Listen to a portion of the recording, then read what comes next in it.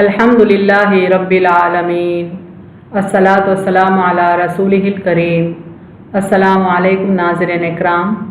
یسرنا القرآن نام کی آسان تفسیر کا لیسن نمبر 2.232 ہے، یعنی دوسرے سورے کا لیسن نمبر 232 اور تھیم ہے سورہ بقرہ آیت نمبر 215۔ ٹاپکس کورڈ اس طرح سے ہیں: سب سے پہلے تلاوت، اس کے بعد word by word and phrase by phrase translation, پھر تفسیر، آخر میں کچھ امپورٹنٹ پوائنٹس، ایکنالجمنٹ اور ریفرنسز۔ اعوذ باللہ من الشیطان الرجیم، بسم اللہ الرحمن الرحیم۔ یسألونک ماذا ينفقون قل ما انفقتم من خیر فللوالدین والاقربین والیتامى والمساکین وابن السبیل وما تفعلوا من خیر فإن اللہ بہ علیم۔ ورڈ بائی ورڈ ٹرانسلیشن دیکھیں۔ یسألونک روٹ ورڈ ہے سین الف لام سے، مانے وہ آپ سے پوچھتے ہیں، دے آسک یو۔ ماذا میم الف دال الف سے، مانے کیا کچھ، واٹ۔ ينفقون نون فا قاف سے، مانے خرچ کریں، دے شوڈ اسپینڈ۔ قل قاف واو لام سے، مانے کہہ دیں، سے۔ ما میم الف سے، مانے جو، واٹ ایور۔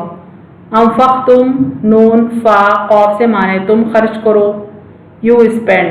من میم نون سے، مانے سے، آف۔ خیرن خا یا را سے، مانے مال، گڈ۔ فللوالدین واو لام دال سے، مانے سو ماں باپ کے لیے، فار پیرنٹس۔ والاقربین قاف را با سے، مانے اور قرابت دار، قرابت دار کا یہ پلورل ہے، اینڈ دا ریلیٹیوز۔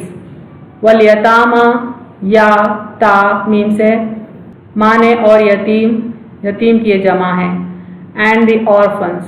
والمساکین سین کاف نون سے، مانے اور محتاج، یعنی یہ بھی مسکین کا پلورل ہے، مساکین، اینڈ دا نیڈی۔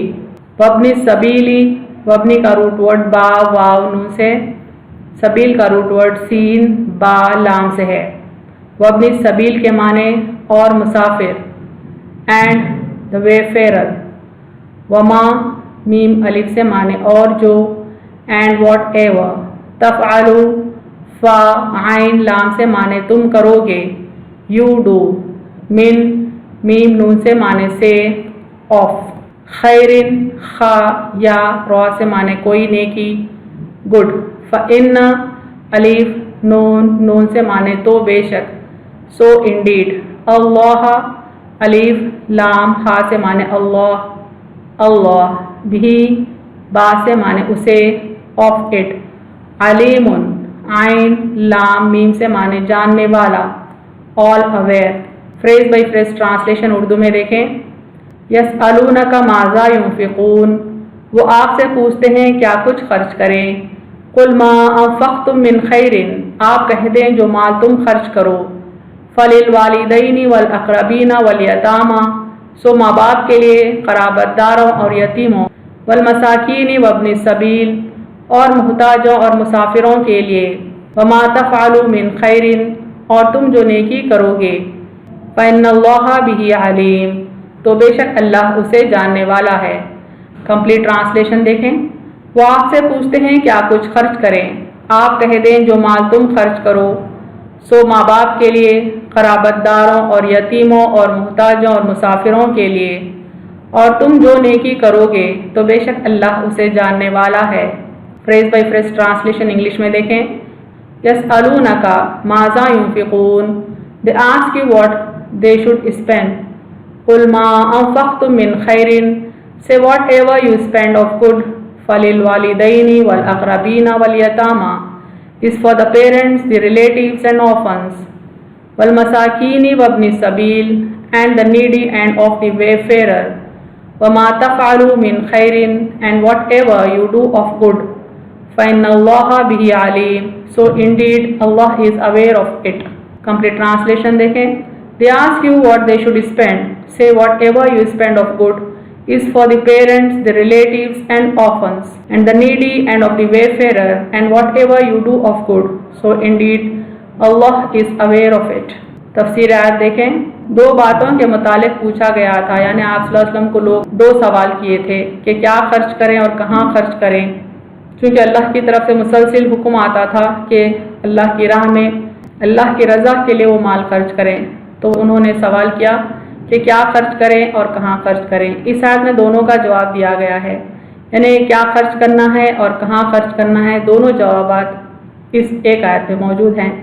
فرق صرف اتنا ہے کہ پہلے سوال کا جواب ضمناً ہے اور دوسرے کا صراحتاً اور تفصیلاً ہے، یعنی پہلا جو سوال تھا کیا خرچ کریں اس کا سمرائز جواب دے دیا گیا اس آیت میں، اور دوسرا جو سوال تھا کہ کہاں خرچ کریں اس کا جواب ڈیٹیل میں بتایا گیا۔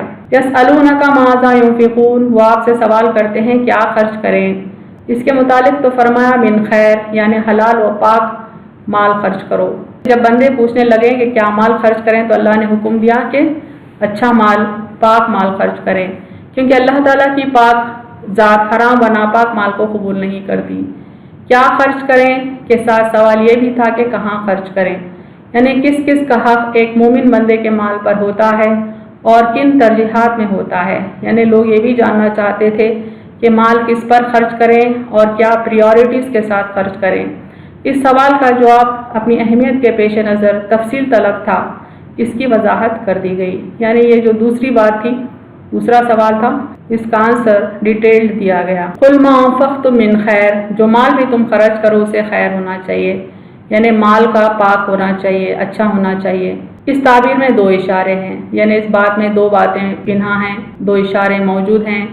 ایک یہ کہ جو بھی تم خرچ کرو اسے خیر ہونا چاہیے، دینے والے کے لیے بھی خیر ہو، لینے والے کے لیے بھی، یعنی کوئی اچھی چیز ہم کو دینا چاہیے کہ ایسی چیز کہ ہمارے لیے بھی اس میں بھلائی ہو اور لینے والے کے لیے بھی اس میں بھلائی ہو، اس معاشرے کے لیے بھی جس میں یہ لین دین ہو رہا ہے اور اپنی ذات میں بھی وہ خیر ہو، یعنی وہ چیز بذات خود پاک و صاف ہو، اور جس کو دی جا رہی ہے، جس سماج میں جس معاشرے میں دی جا رہی ہے اس معاشرے کا بھی بھلا ہو، لینے والے کا بھی اس میں بھلا ہو، اس طرح ہو کہ عمل بھی پاک، تحفہ بھی پاک، چیز بھی پاک۔ انفاق سے دل پاک ہو جاتا ہے، یعنی اللہ کی راہ میں ہم جو خرچ کرتے ہیں اس سے ہمارا دل پاک ہو جاتا ہے، نفس کا تزکیہ ہوتا ہے، انہیں گناہ مٹتے ہیں اور دوسروں کا فائدہ ہوتا ہے، ان کی اعانت ہوتی ہے، انہیں دوسروں کی مدد ہوتی ہے۔ اگر ہم اللہ کی رضا کے لیے کچھ خرچ کرتے ہوں تو پھر تلاش کر کے اپنے مال میں سے بہتر چیز خرچ کرنا ایک ایسا اقدام ہے جس سے دل میں طہارت آ جاتی ہے۔ کوشش یہ کریں کہ ہم بہترین چیز دوسروں کو دیں، اس سے دنیاوی محبت گھٹتی ہے اور دل اور نفس پاک ہونے لگتا ہے، نفس انسانی پاک و صاف ہو جاتا ہے اور انفاق کو اپنانے کا اعلیٰ مفہوم سامنے آتا ہے۔ انفاق کا طریقہ اور مصرف کیا ہے، یعنی کس پر خرچ کریں، کن پریورٹیز میں خرچ کریں، کیا طریقے سے خرچ کریں، یہ بھی سوال تھا۔ اللہ نے جواب دیا فَلِلْوَالِدَيْنِ وَالْأَقْرَبِينَ وَالْيَتَامَى وَالْمَسَاكِينِ وَابْنِ السَّبِيلِ، اپنے والدین، رشتہ داروں اور یتیم اور مسکین اور مسافروں پر خرچ کرو۔ حکم دیا جاتا ہے کہ خرچ کا آغاز اپنے گھر سے کرو، اور گھر میں اپنے حقوق کے لحاظ سے سب سے مقدم ماں باپ ہیں، ان کی خدمت اور دلداری بندے کا اولین فرض ہے، یعنی پرائم پریورٹی ہمارے پیرنٹس ہیں، وہاں سے خرچ شروع کریں۔ ان کے بعد دوسرے عزیز رشتہ دار ہیں جن میں اولاد، بیوی بھی ہے، بھائی بہن، چچا، پھوپھی، ماموں اور خالہ وغیرہ ہیں، سب کے ساتھ احسان ضروری ہے، یعنی پہلے اپنے والدین کو پریورٹی دیں، پھر بیوی بچوں کو پریورٹی دیں، پھر بھائی بہن، پھر ددیالے رشتہ دار اور ننیالے رشتہ داروں کو توجہ دیں، اس کے بعد غیر رشتہ داروں کی طرف بھی توجہ دیں۔ ان کے بعد باری ہے یتیم بچوں کی، اگر وہ رشتہ دار ہوں تو ان کا دوگنا حق ہوگا، پھر امت کے یتیموں کی باری ہے، پھر مسکینوں کی، اور پھر بے وطن مسافروں کی، یعنی یتیم بچے اگر رشتہ دار ہوں تو زیادہ حقدار ہوں گے، ایک تو رشتہ داری کا حق ہوگا اور ایک پھر یتیم ہونے کے سبب وہ زیادہ حقدار ہوں گے، پھر وہ یتیموں کا حق ہوگا جو ہمارے رشتہ دار نہیں ہیں، پھر مسکینوں کا حق ہوگا، پھر مسافروں کا حق ہوگا جو اپنے وطن سے بہت دور سفر کیے ہیں۔ یہ اللہ کی طرف سے مقرر امداد و اعانت کا مناسب ترین اور فطری طریقہ ہے، یعنی یہ جو ہیرارکی ان ڈسٹریبیوشن مقرر کی گئی ہے یہ اللہ کی طرف سے ہے، اللہ کا پلان میتھڈ ہے، اللہ کا پلان طریقہ ہے۔ ایسا نہ ہو کہ اپنے گھر والے فاقہ کر رہے ہوں اور بیگانوں پر آپ کی سخاوت کا مے برس رہا ہو۔ بعض لوگ دکھاوے کے لیے باہر والوں پر خرچ کرتے ہیں جبکہ گھر والے فاقہ کر رہے ہوتے ہیں، ایسی بات سے منع کیا گیا ہے، ایسے عمل سے منع کیا گیا ہے۔ صحیح مسلم میں ایک روایت ہے جس میں رسول اللہ صلی اللہ علیہ وسلم نے ایک شخص سے کہا پہلے اپنے نفس سے آغاز کرو، اور اس پر صدقہ کرو۔ یعنی شروعات اپنی ذات سے کرو، پہلے اپنے آپ کو کھلاؤ پلاؤ پہناؤ، اپنی صحت کا خیال رکھو، اس کے بعد دوسروں پر خرچ کرنے کا حکم ہے۔ اس سے زیادہ ہو تو اپنے اہل و عیال پر خرچ کرو، یعنی اپنے گھر والوں پر، اگر پھر بھی کچھ بچ جائے تو رشتہ داروں پر خرچ کرو، اگر ان سے بھی بچ جائے تو پھر غیر رشتہ داروں پر خرچ کرنے کا حکم ہے، اور اللہ کی راہ میں بھی خرچ کرنے کا حکم ہے۔ مصارف کی اس ترتیب سے معلوم ہوتا ہے کہ اسلام نے نفس انسانی کی تربیت اور اس کی قیادت اور رہنمائی کے لیے کیا حکیمانہ اور سادہ انداز اختیار کیا ہے۔ یعنی اگر یہ اپروچ کو دیکھیں غور کریں تو اس سے اندازہ ہوتا ہے کہ اسلام نے کس طرح سے ایک انسان کی تربیت کی ہے، کس طرح سے اس کو گائیڈ کیا ہے، لیڈ کیا ہے۔ یہ ہے وہ نظام تربیت جسے اللہ تعالیٰ نے وضع کیا ہے، جو علیم بھی ہے اور خبیر بھی ہے۔ یاد رکھیں کہ اللہ کا علم انفائنائٹ ہے، اللہ کی حکمت انفائنائٹ ہے۔ وہ بہتر جانتا ہے کہ کس قسم کا آرگنائزیشن انسان کی زندگی کے لیے، انسان کے سماج کے لیے بہتر ہے، بیسٹ ہے۔ اس حساب سے وہ تربیت کرتا ہے، تربیت کے لیے نظام بناتا ہے، اور جو بندہ اس کے احکامات کے مطابق نیکی کرتا ہے اللہ تعالیٰ اس کو نوٹ کرتا ہے، ریکارڈ کرواتا ہے۔ وَمَا تَفْعَلُوا مِنْ خَيْرٍ فَإِنَّ اللَّهَ بِهِ عَلِيمٌ، اور تم جو نیکی کرو گے تو بے شک اللہ سے جاننے والا ہے۔ یعنی انسان کی کوئی بھی نیکی ضائع نہیں ہوتی، بلکہ اللہ کے علم میں ہے، اللہ کے پاس ریکارڈ میں ہے، اللہ تعالیٰ اس کا اجر اس کو ضرور دے گا۔ اور اس نظام تربیت کے اصولوں کے مطابق اسلامی نظام زندگی تیار ہوتا ہے۔ یعنی جو نظام بنایا گیا ہے مال و دولت کے ڈسٹریبیوشن کے سلسلے میں، وہی اپروچ، وہی میتھڈ سے اسلامی نظام زندگی تیار ہوتا ہے۔ یعنی بندہ اسلام کے راستے پر چل نکلتا ہے، اس کی زندگی اسلامی طریقے سے ڈھل جاتی ہے۔ یہ نظام انسان کی نکیل اپنے ہاتھ میں لے کر ایک عام انسان کی قیادت سنبھالتا ہے۔ یعنی یہ نظام سے انسان کو اللہ تعالیٰ کنٹرول کرتا ہے، اس کو لیڈ کرتا ہے صحیح راستے پر۔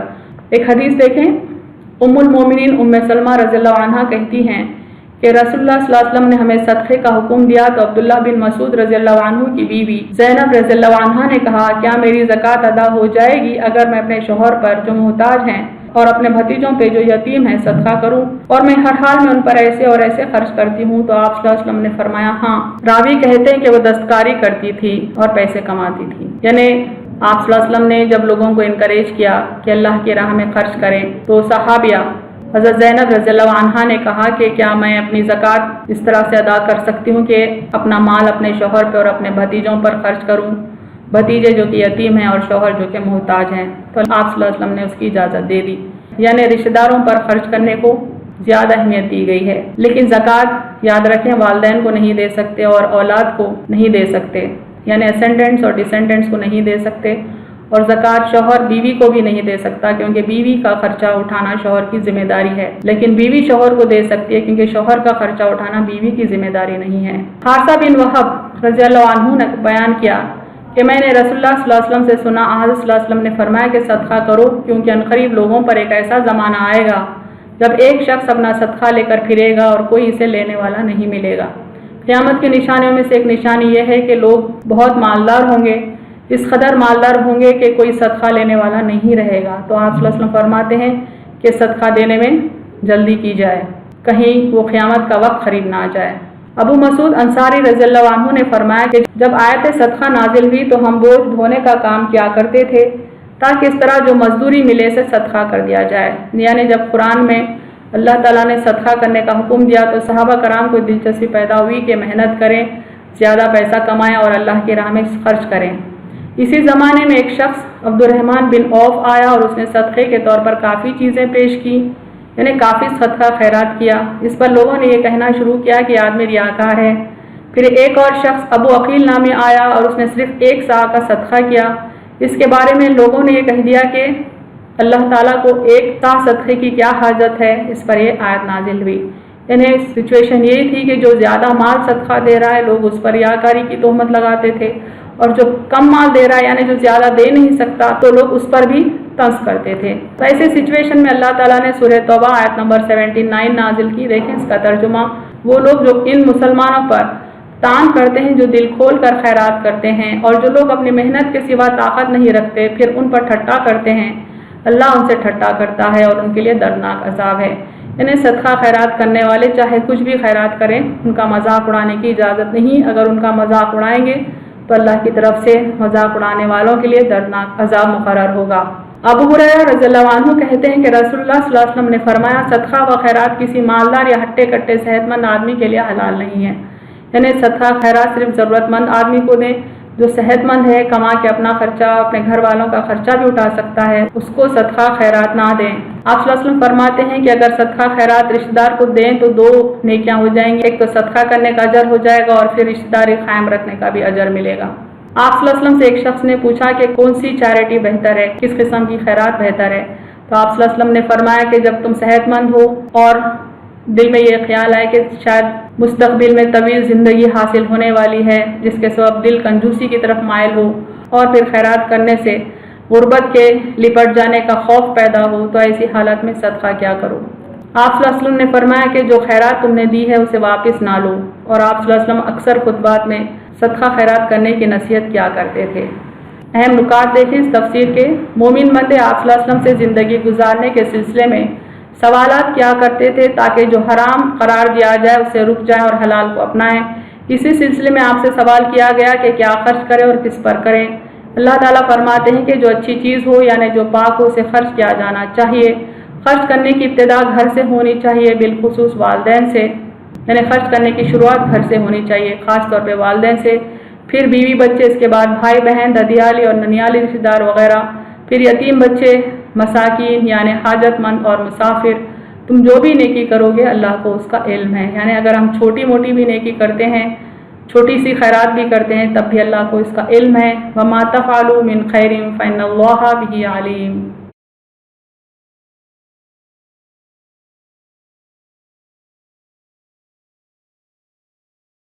وآخر دعوانا ان الحمد للہ رب العالمین۔